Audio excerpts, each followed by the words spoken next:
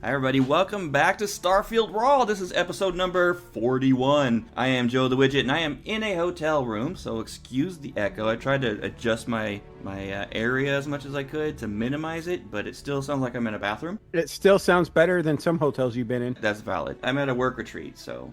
And I am joined by my fellow co-host, the man who's working himself to death and had no time to play, Mr. Rook. What's up, everybody? Yes, I'm working myself to death. Yes, I had no time to play. But today's topic, I don't need time to play.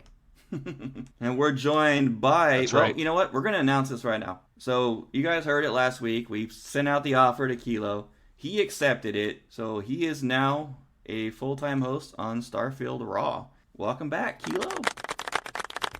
Yes, thank you. Kilo, Mike on the mic. Here for your morning drive. Let's get this thing going. Yeah. Or evening drive, or midnight drive, whenever you evening listen to the drive. show. Whenever you're driving. That kind of fits with you. So now I get to come up with some interesting intros for you every week. Actually, that was a really cool radio voice. He's going to beat me for the sultry tones. He does have that deep voice, so it works. Yeah. See, We by gotta- the time we are recording, it's the end of my long day, so my voice gets a little bit deeper when I'm tired. Yeah. And I get the it's- smolder going on. Yeah, the retreat's been kicking my butt so far. Been a blast, but I had to get out an episode for you guys. I was very close to not doing an episode this week, but the guys were willing to work with me, and we're recording a few days earlier than we normally would, but we're doing it. And this episode actually has some meaning for us, so we're glad we're doing it. Yes. We got some good play. I got a lot of good time in on the expansion. Not the expansion, the update. I wish it was the expansion. That would be amazing. I got everyone excited for no reason right there. You got an inside line you're not telling us about, huh, Joe? Exactly.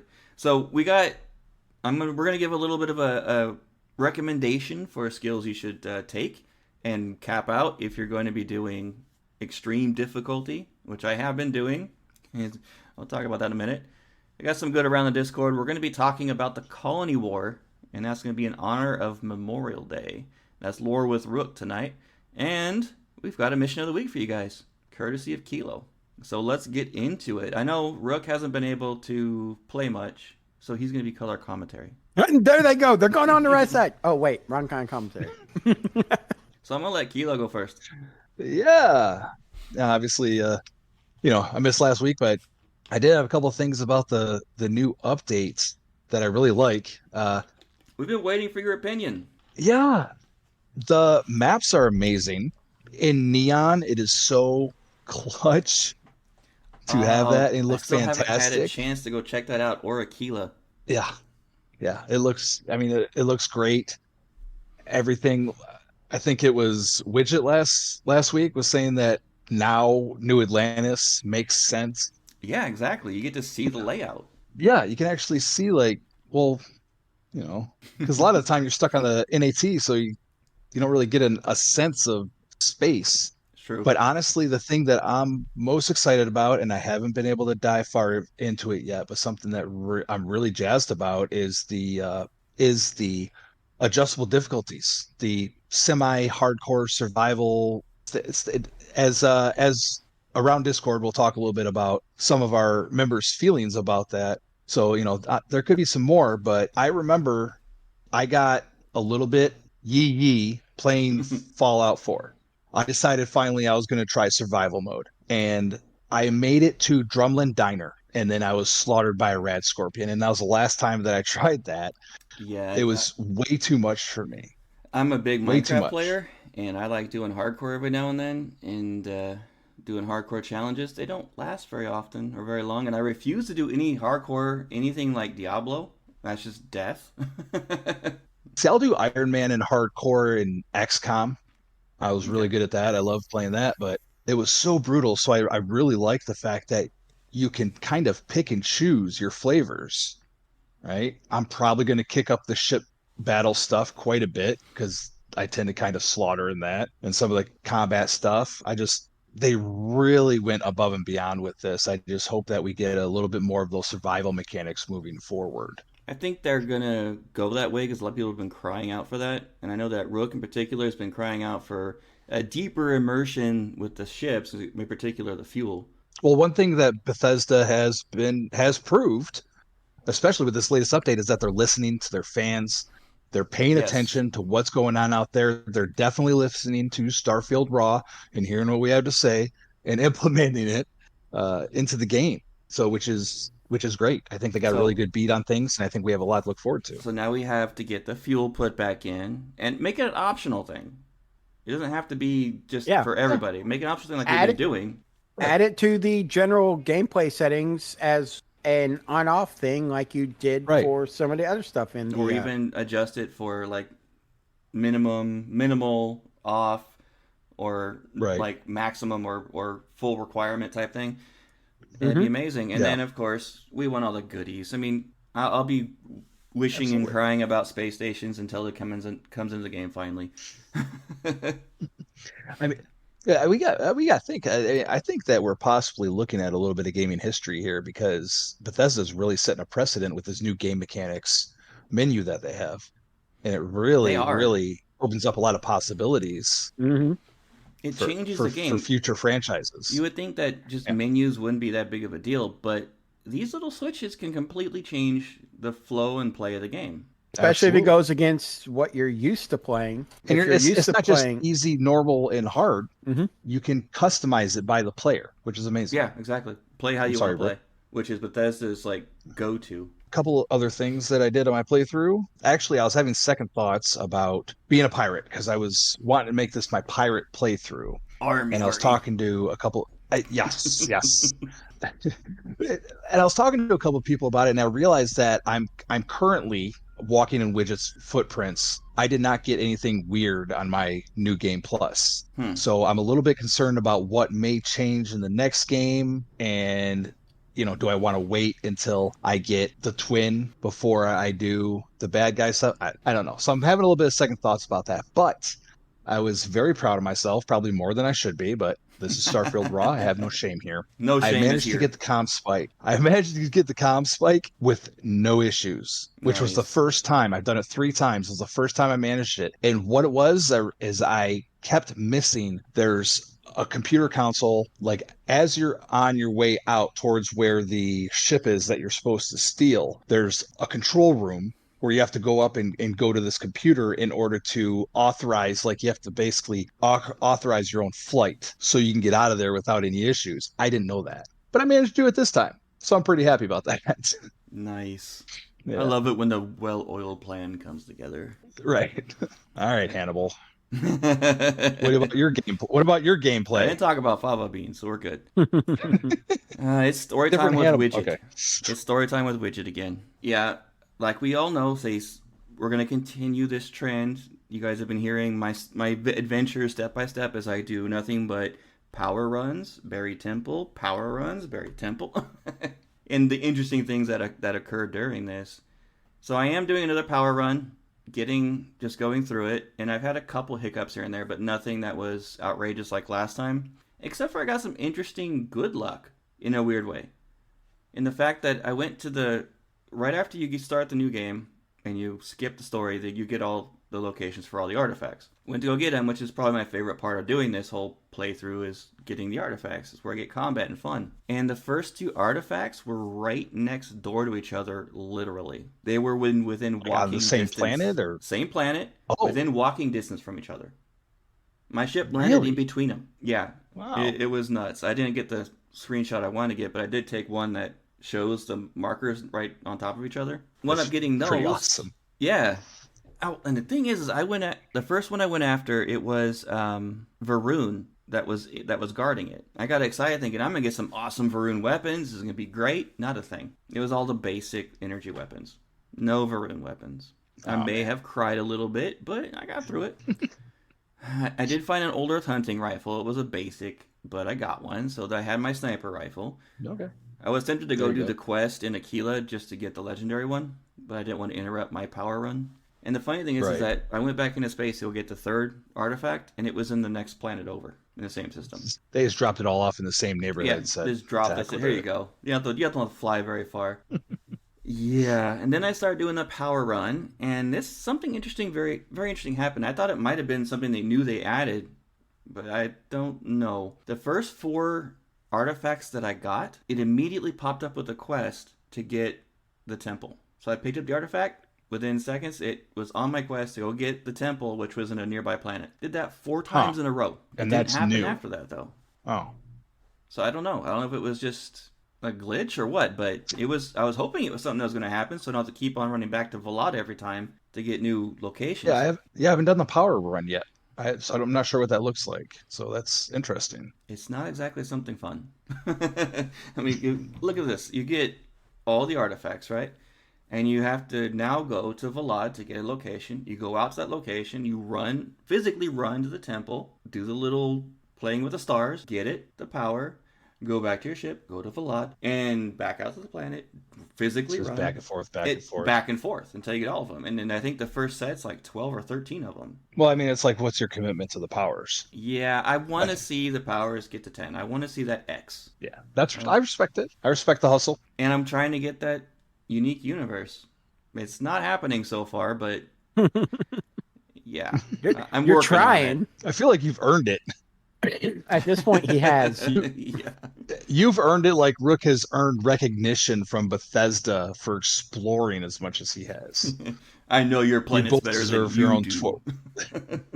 Sadly, there's Right. people that have completed the full exploration of this universe already. But they don't know it like you You do. mean like every star, every world, everything? Mm-hmm. That's crazy. That's 1,000. That's I think insane to me. There's people who've So maxed crazy. out the achievement, but I believe there's people who've actually done the entire Oh, exploration. what was it? I want to say it was about a month after the release. There was a guy. I'm drawing blank. I wish I had a source available to me because I do remember reading the headline. He explored. He at least went to every single planet in every system. That was like a month after the game release, which is look. I got a job. I got a mortgage. I ain't got that kind Exactly. of time. There are some people that just have that time. 1,000 worlds, 100 planets, whatever. Yeah, it's crazy. That's a lot of time. That's a lot. That's a lot. I get annoyed just doing one. I haven't killed anything in 10 minutes. Ah! That's why I think I don't like the power runs. Well, I get to kill the Starborns. Oh wait, There's it counts as a scan if I just shoot it. Let's just do that. Right? Oh, okay. So, Rook, I did something for you. I had to go in there anyway because I got the religious, the enlightened perk skill. So there you supposedly get a chest in New Atlantis in the temple that's in the well. Yeah. I couldn't find the chest at all. It didn't exist. I looked for 30 minutes. It was nowhere in that small little place, not in the basement, nowhere. So I'm wondering if that's a little bug with the ability to get that skill now in between unities. But the chest wasn't there. But my point is when I was in the well, I turned on the area map. Because we talked about that last episode. And sure enough, you get a surface map of the well. Oh, it actually gives you the well. The full detail of the well. Oh, nice. I was ecstatic about that because that place confuses me and I always get lost. Yeah, we were worried yeah. about it actually For not sure. giving you the map of the well and only doing the surface. So I'm wondering if we go into places like where you have to zone in to the bases or whatever on planets, if it gives you an actual area map of that location. It would make sense. Because going into Why the well, it wouldn't did it? it. Yeah. Like with the abandoned UC outposts and stuff like that, Yes. it would be such a small area to try to generate into a map. I can't see why it wouldn't be Yeah. possible. And then I could use that to my advantage to plan out my routes. It'd be really cool if I turned on Sense Star stuff and then went to area map and it just pinged it on the map where they all were. Oh, that would be I awesome. gotta test that. I don't know if that would happen or not. That'd be cool. That'd make would that be cool. power even way more useful. Oh yeah, you got like satellite with thermal. You're playing SOCOM now. You're not, Exactly, You're that's not how I playing roll. Starfield anymore. I did find That's a all hard I'm saying. target though. Another white one with no That's perk. all you need. That's all I need. Even though in extreme difficulty. So I'd been doing combat with extreme, okay? Starborn kicked my butt. I have to be very, very careful when I get my powers because I've been one-shot by them. Like, I just zoned out, it popped up with my power, and boom, I'm dead. Yeah, so I had to go. I sneak immediately when I get Wow. outside of a temple now. Get in position, and then it'll either go back to my ship, or I'll take them on. As long as I get that sneak kill, Right. that sneak shot, I'm good to go. I can't one-shot the Starborn anymore with my hard target. Not with the white quality one. Wow. Well, It right. takes 3 or 4 hits. But I was fighting a lot of these, like even level 10s were becoming a challenge. I could still one shot them with a hard target, but it seems like barely. If I got anything higher, like a 20 elite, I couldn't do it in one shot. With all my sneak bonuses, everything, it they had a little bit of life left on their last little health bar. You know how they have That's multiples? crazy. Right. And the buried temple was actually a huge pain doing it on extreme. And all I had is white weapons. I was going in with just whatever I found, which Right. makes this very, very difficult. I had to go through 3 attempts to do the first group of Starborn when you go into the buried temple. Yeah. I'd take out one or two and they'd kill me. And I would be spamming my med kits. I gotta ask, is what were you using white weapons by choice, or is that It's just all I could all you could find. find? Yeah. I Oh found that's all I wow. could find. And the only blues I found were were suit pieces, whether it be pack, helmet, or suit. Wow. That, sir, is the way I I my luck rolls. listen, I am not a power gamer. I will never admit to be. I play on normal, and I had a hard time with the buried temple. Like it was tough. I Yeah. can't imagine playing on extreme and And it's even harder because I yeah. can't use Wow. any of my sneak bonuses. I got past that. I did the second part without getting bugged this time, and I went in, and there's this. So I was going Rook. I'm just sitting here reading different articles about other people's takes on certain subjects about the Colony War. Oh, gotcha. Yeah, deep dives galore. All right, where was I? Yeah, okay. So, give me pause. I went in to the next area where you have the robots and the turrets and everything fighting the star against you with the Starborn. Ran straight Yeah. to the room in the back, hacked it, went right in there. Barely survived just doing that because the turrets were kicking my ass. Went in there, hacked it, got everything turned on the Starborn, and I sat there for about 5 minutes waiting for them to kill him. And I breezed through that. So And you then, actually did what you're supposed to do. yeah, I saved it right before I'm the the guy that whole. always no, I was just gonna say I always get to those things after I destroy all of them. Right? The turret controls. Mm, It could be Fallout, Starfield, whatever. If there's turret controls or security system controls, I will absolutely take everything out before I realize, hey, there's a computer here. Could have turned off the turrets. yeah, Been I a lot love. easier. Well, right now that option is much more of a viable option since I'm on extreme difficulty and everything's kicking my butt. Right. I'm not equipped, so I had to be careful. And doing the whole duplicate section took me 4 attempts to Oh get through it. wow. And like always, I persuaded the hunter. I didn't want to fight him, Persuaded the hunter. and I do it. I did it in a complete BA way. I got him a critical success on the very first option. Oh, Nice. He was no nice. match for my intellect and quick tongue. He couldn't handle. He's just. Nailed Actually, I it. think it is. He just got tired of me convincing him every universe. I felt horrible because I was agreeing with the hunter from the very beginning. Then all of a sudden you're on. Well, it's different for some people. I think someone here mentioned Barrett and the Oh, emissary. I hope this sent you spoiler. I got that. And I felt horrible because, it's my guy, but the hunter, I'm like, the hunter kind of makes more sense what's to funny me is that personally. my emissary was Andrasia when I went to the Buried Temple. It was Sarah Hmm, like normal until I got to the Buried Temple and suddenly it was Andrasia. Okay, was that's Andrasia the odd. one that died on the eye? No. My original game, it was No. Sarah. That's the only time I let anyone die was the original playthrough. After that, I saved them every time, or if I skip the story, they don't die anyway. Right. So, Huh. yeah. That's where So, I'm at. I'm starting on the second part of the power run. I should be done with that shortly, and I'm going to jump to the new Unity. Go into new game plus 8 and see if I get lucky. fingers crossed for you. I'm debating if I don't get lucky, if I'm gonna do another power run, just trying to get those powers to 10, or if I'm gonna just actually start playing the game again. I haven't decided yet, but I want to get those powers max, man. I want to try them out, see what they can do. Heck yeah. Heck yeah. I get that. But yeah, that was my week. I played quite a bit on Saturday. Nice. For the first time in a while, I put in 6 straight hours into the game on Saturday. Oh, wow. I was into it. I was having a Okay. blast. That's not bad for guys our age, right? No.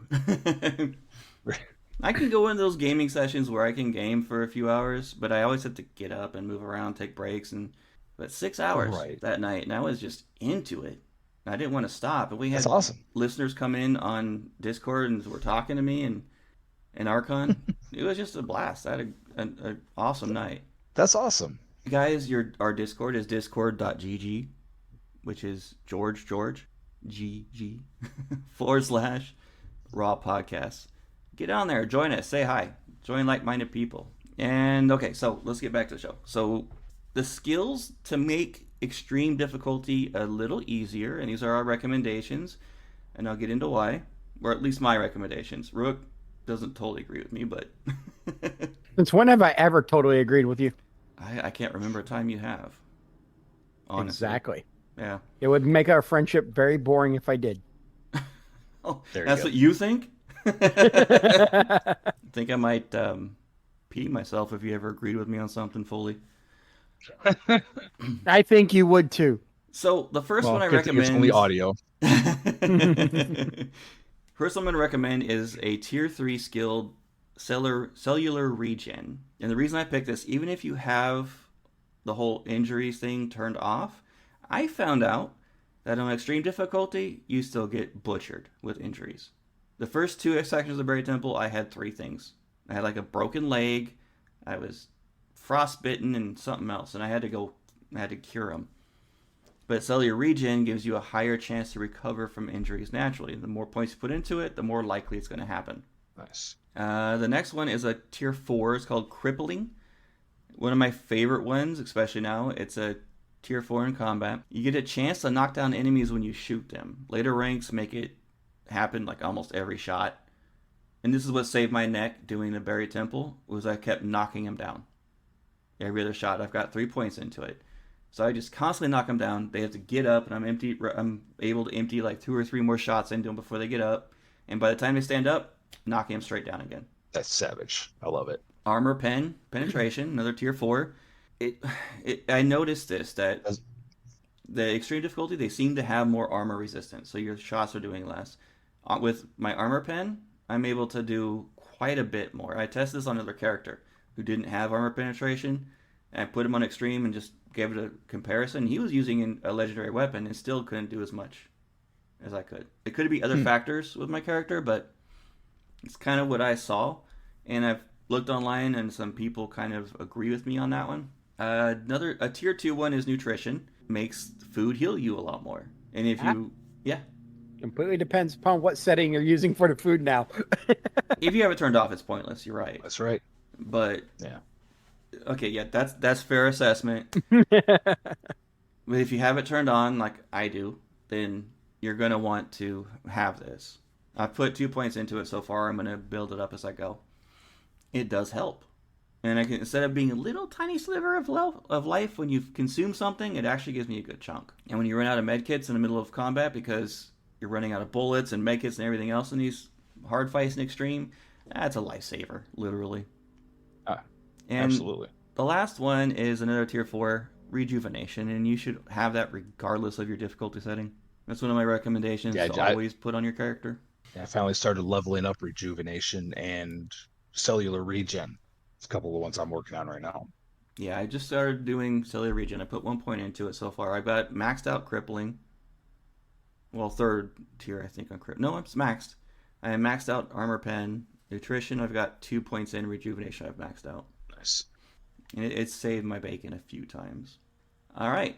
It's good to have this kind of stuff in your back pocket when you're trying out these, these new mechanics and everything that It's they've handed us. extreme. Now, Extreme. my turn. Your turn. As everybody knows, Your I'm a turn. role player. So I build my characters for roleplay aspects, not the best survivability of the game, but the way I think that character as I'm building it would actually be played, his backstory as I'm building him, and go from there. So I don't have armor penetration. I don't have nutrition, rejuvenation, crippling, or cellular regen. I don't have any of those.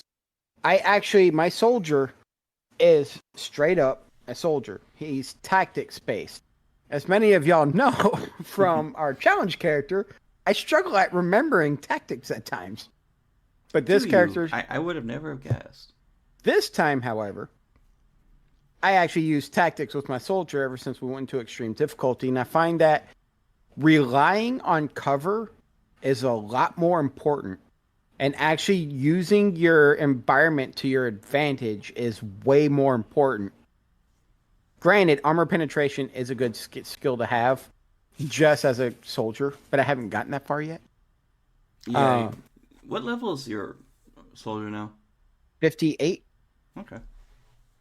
57, 58, somewhere around there. You would think with that one you would focus a lot more on combat. You got to remember, his backstory is he's trying to get away from combat. Oh, right. Mr. Roleplay here. Yeah, he's only dealing with the first because he thought he would give being a cop for a try for a little bit. I want to clarify something. When I said that, I did not mean that in a bad way. I respect Rook doing that. He's got a key role here, so yeah, just clarify that. No hate. No hate mail. Which is a totally different. Listen. That was a way different vibe than Rook saying, "Hey, everything that guy just said, just I'm not gonna make you bleep me. Everything he just said, just forget it. Just this is what you need to do." So it really comes down to your play style. I'm role playing my character. I'm surviving no problem without any of that stuff. Don't get me wrong. There's a lot of casual players out there that don't deep dive into role playing like I do when I play my characters. So these will work great for them. Takes a while to get to tier 4 on some of these, but it'll work great for y'all. My character, both Rook and Kalen, are geared towards exploration. I have more combat in Kalen than I do Rook, but I focused way more on exploration, and now I'm focusing more on combat as he is now being pulled into this story arc with the first.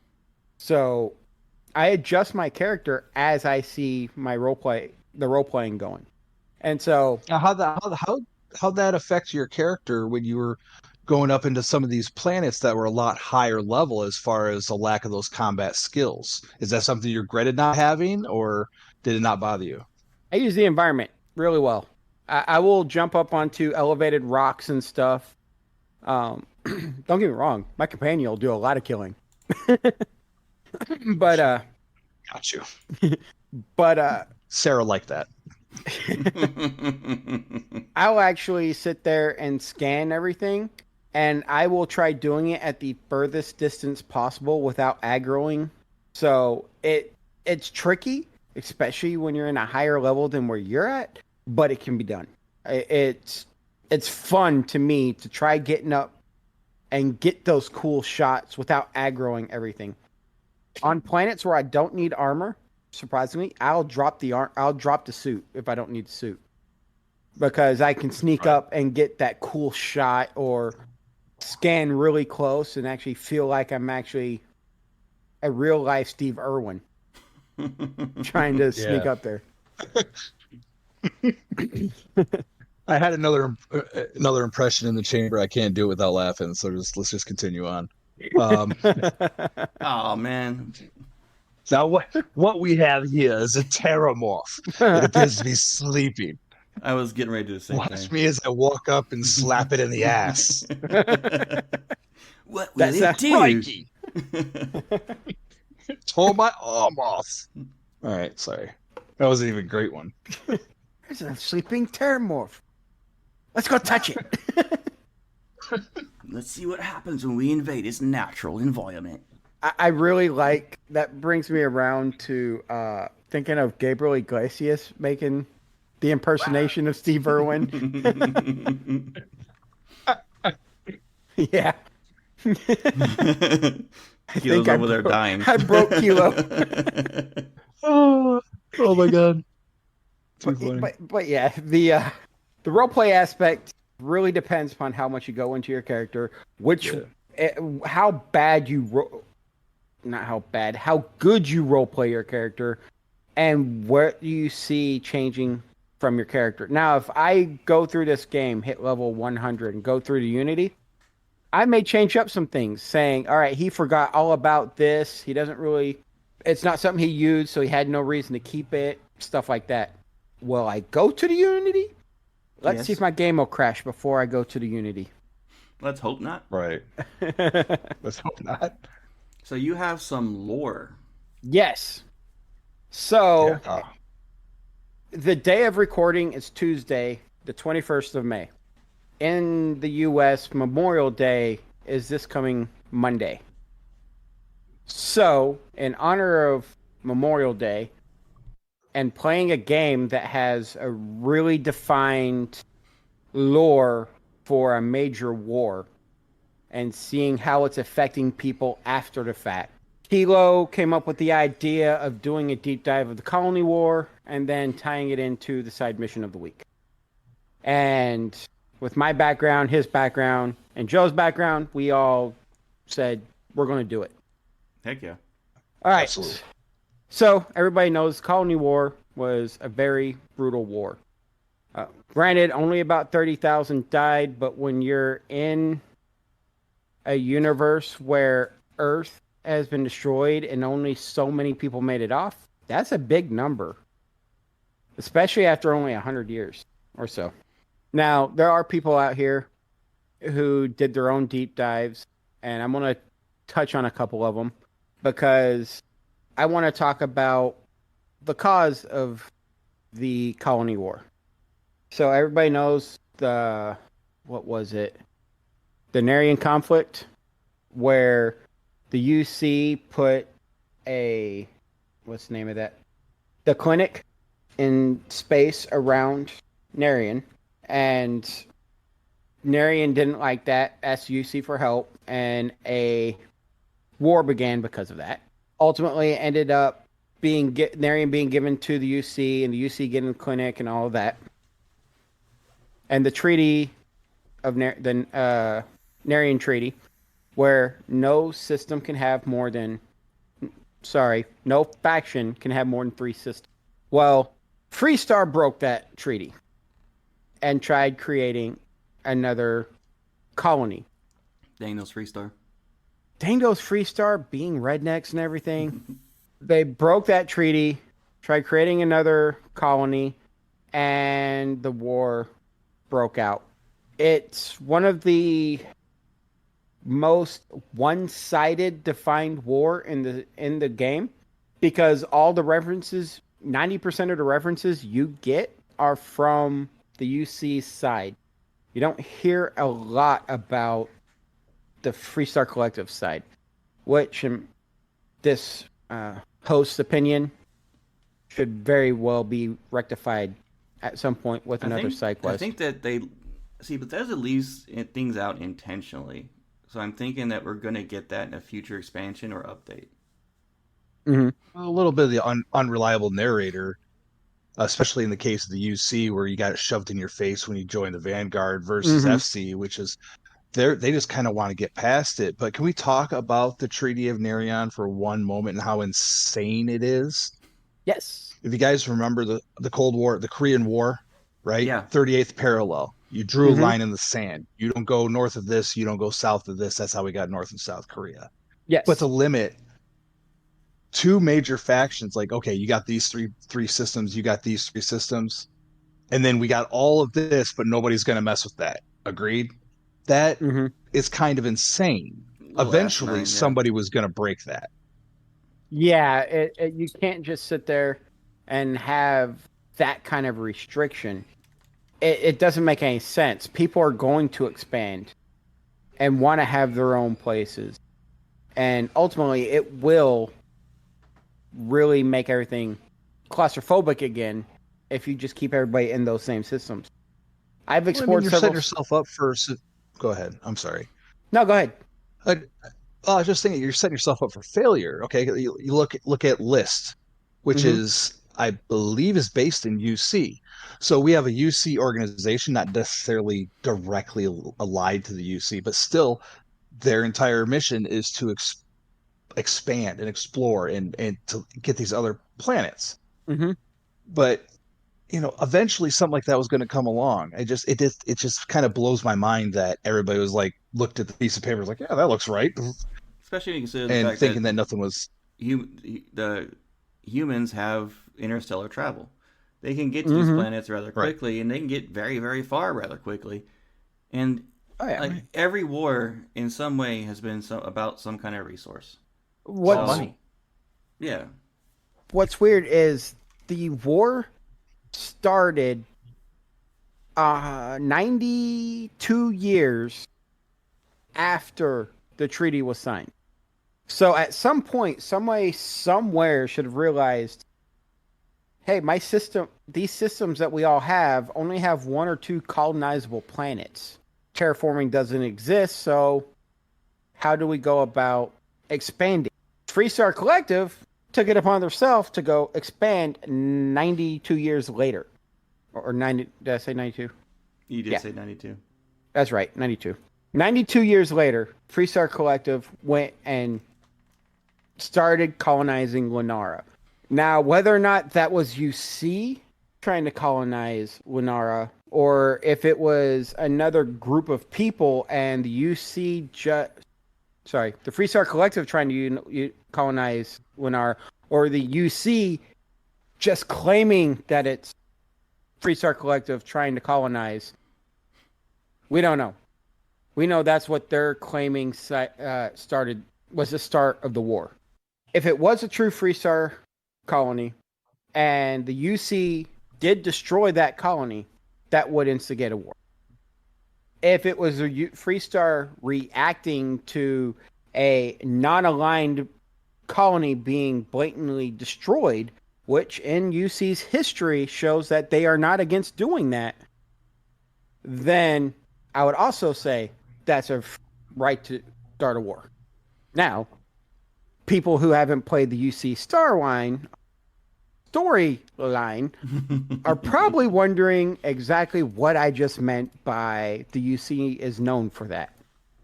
For those of you who don't know, during the UC war, there was an admiral. For the life of me, can't remember his name at this point in time. So he ordered his ships to attack the civilian ships that the Freestar Collective had militarized, and I want to deep dive into that with y'all here in a second. And then he also bombed Londinian. His reasoning that he gave publicly was to stop the horrors of the Terramorphs from spreading. I'm going to say spoiler alert, but really it's not a spoiler Yeah, alert. there's really no point in even doing a spoiler at this point. I think next time we're going to use it is when they get new content out. Yeah. So, as everybody understands, if you've played the game, you realize that is not the sole reason he had just bombed Londinian. He also did it to cover the weapon that can be used to create the Terramorph. Yeah. And so UC is well within their capabilities to destroy something the Freestar doesn't like, to give them an edge, or to start something that they don't have the public backing for by getting another people. So the colony war goes on, and you come across the final, the battle of, what is the name of that battle? My mind is not working with me today. Happens to the best of us. man. Cassidonia? Cass Uh, Was it the Battle of Cassiopeia? No, not the Battle of Cassiopeia. It's the one where you learn about in the first, where the first go to and disobey orders. Can't remember the name of that planet, but there's a major battle that is a big turning point in this war. You have the Freestar Collective putting all of their mechs, everything they got, losing life after life, trying to take over this UC base. There's a ceasefire that's called during this battle, and the commander of the first, Nira, I'm sorry. Nira is the planet. yes, Nira the was the Battle of planet. Nira, yes, that's the one I was thinking Yep. of. They keep throwing mech after mech after mech after this well fortified UC base. And if you think from a soldier's point of view and a commander's point of view, during this battle, you're hearing left and right the screams of people dying in these mechs. your soldiers that you've lost a lot of dying, and then a ceasefire is called off. What would you do in that position? He completely disregards the ceasefire and attacks the base when they've embraced the ceasefire, slaughtering everybody. PTSD and the story of both sides' soldiers being discarded and betrayed, or feeling like they're betrayed by their own factions, that hit home. Especially when I was reading this Reddit post where they're talking about in the US, the reason why all of the first got court-martialed, all of the officers in the first got court-martialed for following those orders is because it was an illegal order and they did it anyway. But you got to think of being in the heat of battle, you see all this loss and you have an advantage to take revenge. Who's not going to? It's heartbreaking to actually Gandhi. really roll into all of this deep lore.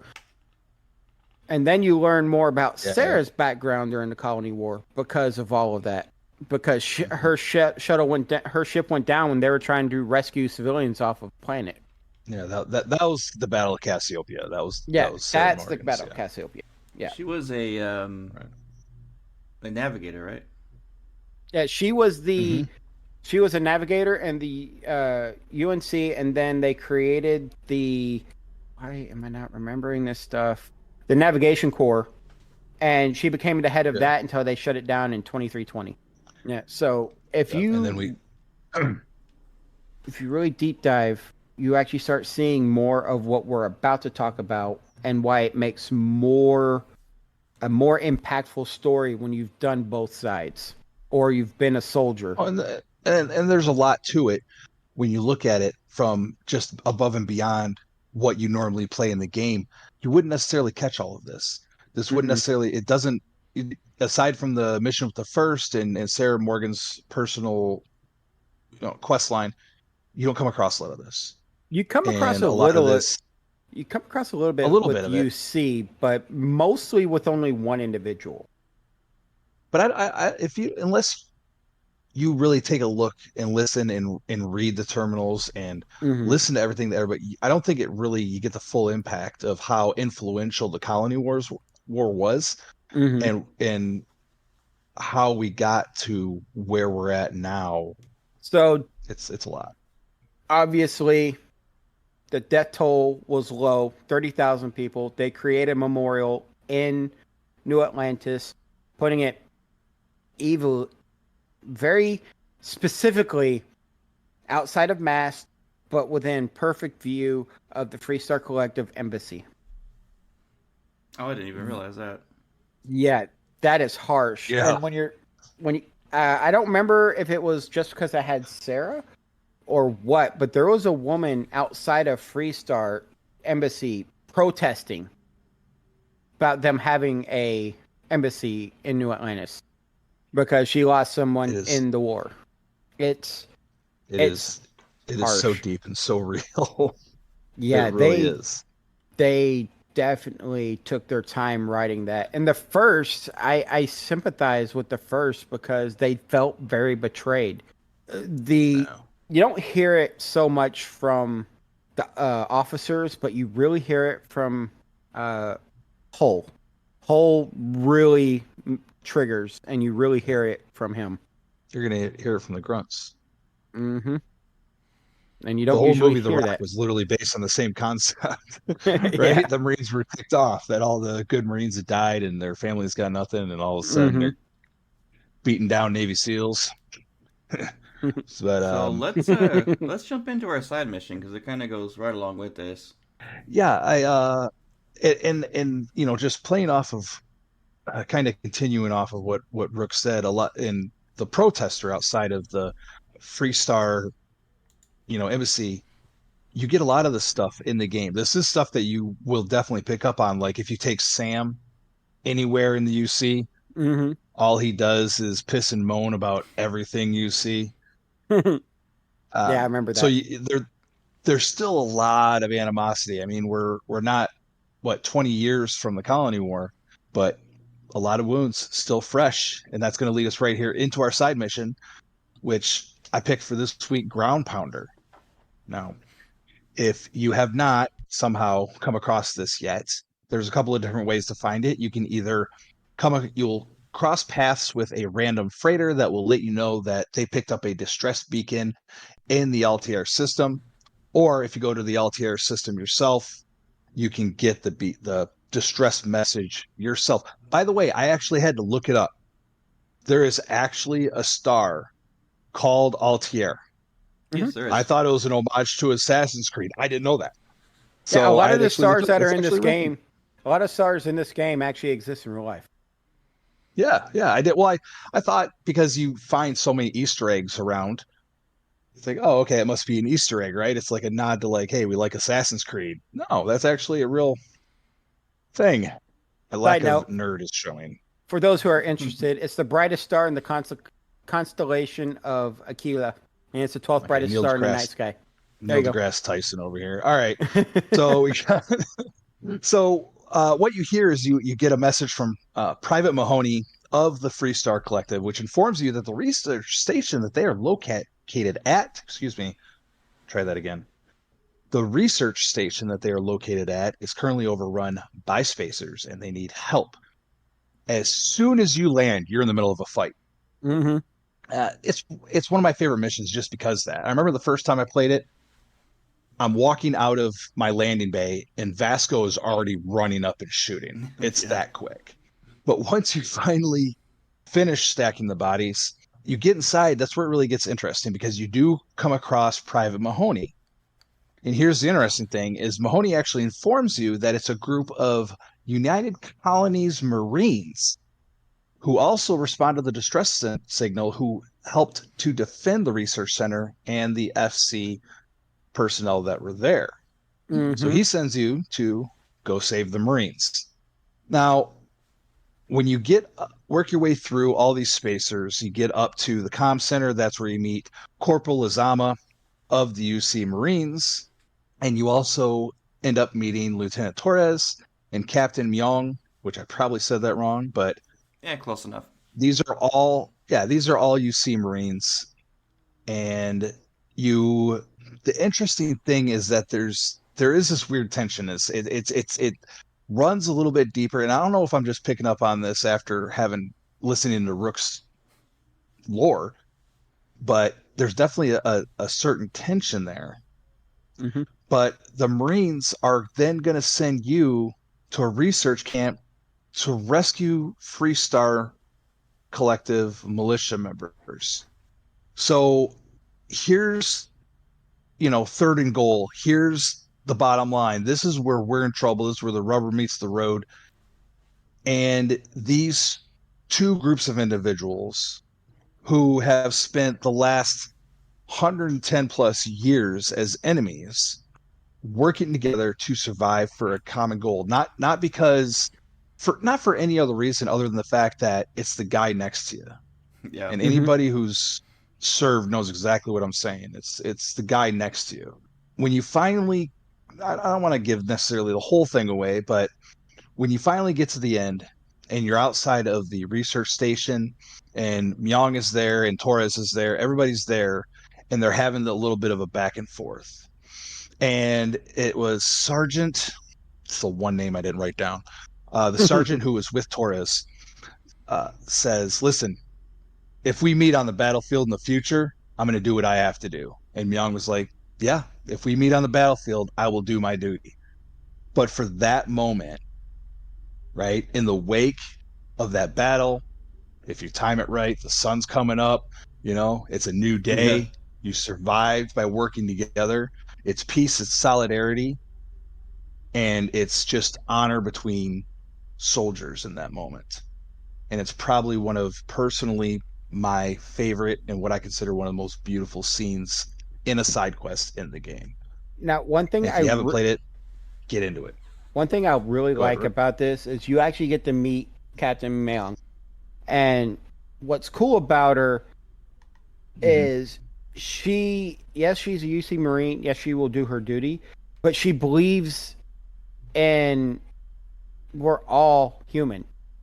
So Yeah. no one person is better than the other. She literally writes it up as a training assignment that has gone wrong for the loss of her soldiers. Except spacers. Spacers are scum. Yeah. Yeah, no, spacers So don't count. They're not human. to protect everything and whatnot, she is writing it up as a training exercise that has gone wrong with no mention of the Freestar Collective people and whatnot. That's right. She answered first the distress call by requesting to go to Altair as a training mission. Yeah. She actually violated UC law and to do this with nobody knowing about it. So it really shows that not everybody on either side agrees with all the principles of that side. Well, yeah, that's common. common. She had a great yeah. She had a great attitude too, and it reminded me of I can't if I forget the actor's name from The Kingdom, and the FBI director is threatening his job if he doesn't keep his guys out of Saudi Arabia, where they were sending Jamie Foxx and Jason Bateman and Jennifer Gardner, and he's like, "Look, during Tet, we had to write our own obituaries. I come into this job knowing that one day it's going to end." And Myung's attitude very much mirrored that, where, this might not turn out great, but I did it for the right reasons, whether or not, the people sitting on cushioned chairs agree with me or not, So yeah, it's nice. Layers. I love this game and I love this side quest because you're seeing the tension between from the actual ground pounder's eyes, not from some captain or some general that's sitting in an office way far away that doesn't see what's going on the ground. And who are we missing?